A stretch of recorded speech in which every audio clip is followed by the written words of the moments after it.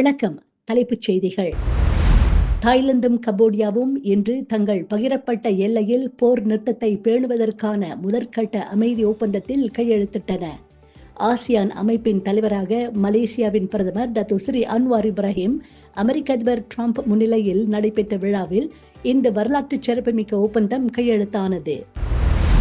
அமெரிக்க அதிபர் Donald Trump மலேசியாவுக்கு வந்தவுடன் உள்ளூர் பாரம்பரிய நடன கலைஞர்களுடன் தன்னிச்சையாக நடனமாடி அனைவரையும் கவர்ந்தார். டிரம்பை பிரதமர் டத்துஸ்ரீ அன்வார் இப்ராஹிம் விமான நிலையத்திற்கு சென்று சிறப்பாக வரவேற்றார். மேலும் வரவேற்பின் அடையாளமாக மலேசிய கலாச்சார நடன நிகழ்ச்சியும் நடைபெற்றது. தாய்லாந்துக்கும் கம்போடியாவிற்கும் இடையிலான அமைதி முயற்சிகளுக்கு முன்னோடியாக பிரதமர் டத்துஸ்ரீ அன்வார் இப்ராஹிம் முக்கிய பங்கு வகிப்பதாக அமெரிக்க அதிபர் டொனால்ட் டிரம்ப் பாராட்டினார்.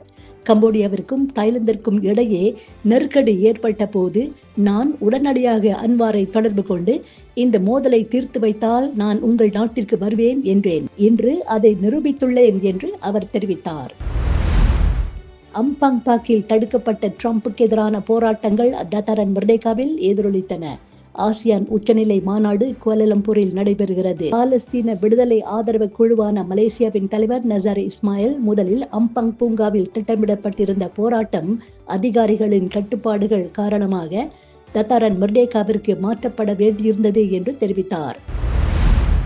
இன்று காலை 47வது ஆசியான் உச்சி மாநாட்டு தொடக்க விழாவின் நேரடி ஒளிபரப்பின் போது இந்தோனேசிய அதிபரின் பெயரை தவறாக அடையாளம் காட்டிய வர்ணனையாளரின் தவறுக்கு மலேசிய ஒளிபரப்புத்துறை மன்னிப்பு கோரியுள்ளது.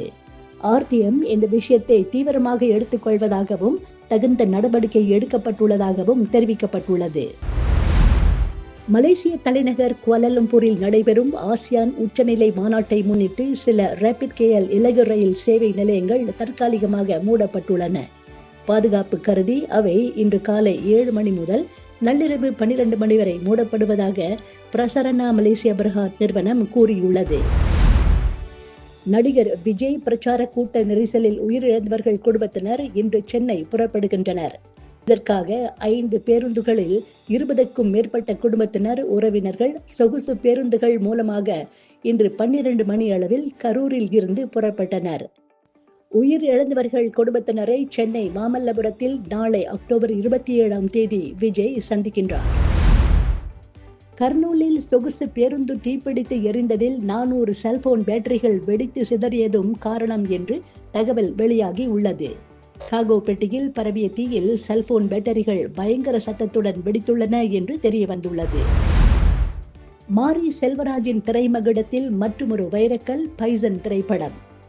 தன் திறமையை மட்டுமே நம்பி கிராமத்தில் இருந்து சாதிக்க கிளம்பிய ஓர் இளைஞன் கபடி கோட்டுக்கு உள்ளேயும் வெளியேயும் சந்திக்கும் போராட்டங்களை எதிர்கொண்டு வெற்றி பெற்ற கதையை மிகச் சிறப்பான முறையில் அனுபவமாக மாற்றியுள்ளார் இயக்குனர் மாரி செல்வராஜ் என்று முதல்வர் ஸ்டாலின் பாராட்டு தெரிவித்துள்ளார்.